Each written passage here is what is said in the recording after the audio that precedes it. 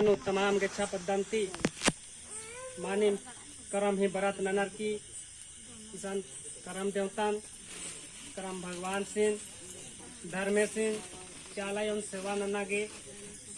और अपना जिया के अनु जो भी दुखे तपली कष्ट विपत्ति री कमेरी आदिन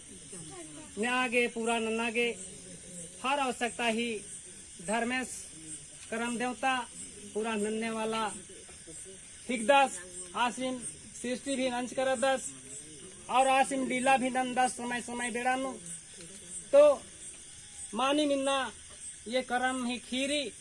करम ही कहानी कथा निकिम मा तिंकरनर ना पंडितर ना ब्राह्मणर ना काम बुद्धिजीवी वाला ना काम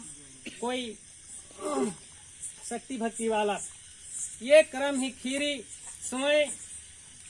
कर्मस संघाय संगे धर्मेश संगे जो लीला मंजा आदिनोम कर्मस तिंकर अदस आदि ही मध्यम टीम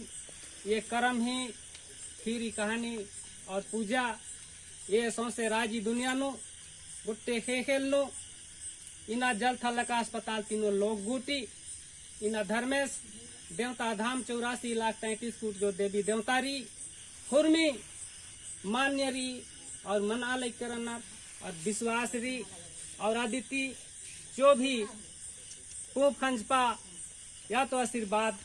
चालक किरी आगे मानी में ठीकरी खीरी ही दो भाग मंजा